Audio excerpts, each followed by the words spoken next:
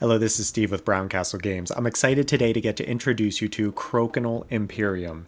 This game brings 3 brand new experiences to the classic game of Crokinole by introducing new rules that are combined with a rich medieval Latin lore.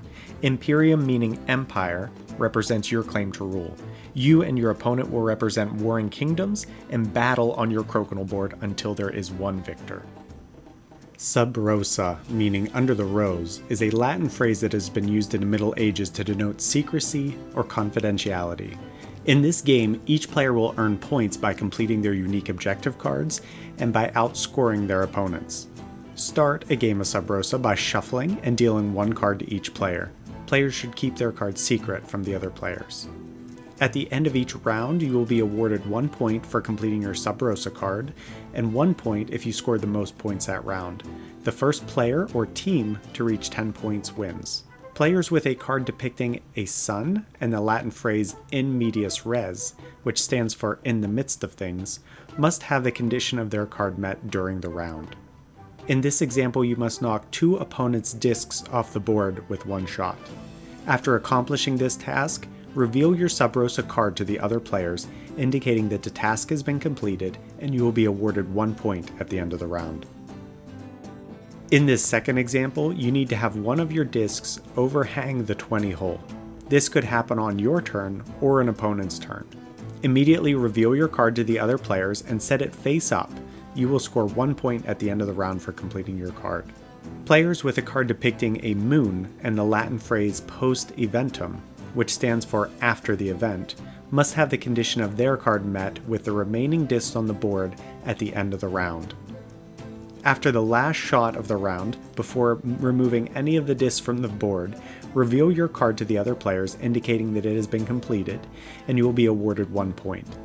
In this example, if there are no opponent's discs on the board at the end of the round, you will have completed this card. In another example, you must have one of your discs on the 15-point line at the end of the round.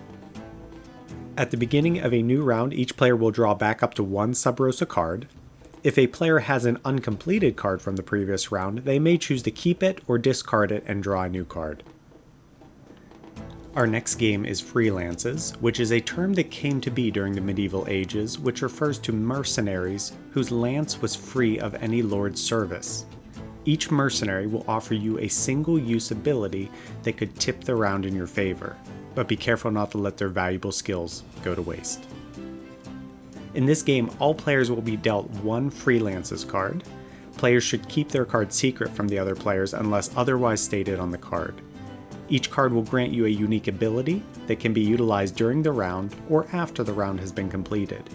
If your card has a sun and the text in medias res, then you can play this card at any appropriate time during the round. The Scoundrel card allows you to leave your disc in the 20 hole to block your opponents until your next turn. After using the card's ability, place the Scoundrel card in the discard pile.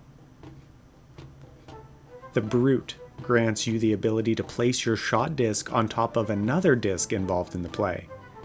In this example, it turns a near certain loss for the gold player into a tie. If your Freelances card has a moon and the text post eventum, then you may play this card at the end of the round. The Peddler, for example, grants additional points for certain regions. This could be used by the blue player to give him the additional points he needs to win the round. In this next example, the Shield allows the orange player to remove 2 of his opponent's discs from the 15-point region. So instead of a loss, the orange player is able to tie the blue player. Freelances can be combined with Sub rosa or Terra Nova. Alternatively, these cards could also be provided only to the players of a lower skill in order to give them an advantage over more experienced players. Finally, we have Terra Nova, which is Latin for new land. Each round there will be 1 Terra Nova card revealed that will alter gameplay for all players. At the start of a new round, draw a new Terra Nova card to replace the previous card. Learn the terrain and use it to your advantage, or fail to adapt and see an abrupt end to your thoughts of victory. Let's look at a couple examples. With Parapet, any disc that hits a peg is removed from play. While that makes a formidable obstacle, you can also use it against your opponent's discs that are already in play. The Moat will send all discs in the 10-point region to the gutter. With Cathedral, the only way to remove an opponent's disc from play is pushing them to the outside line. But be careful, if you knock them into the gutter, their disc will instead be scored as 20 points. With Bridge, anytime 3 discs are involved in a shot, they are removed from play, but your valid 20s will still score.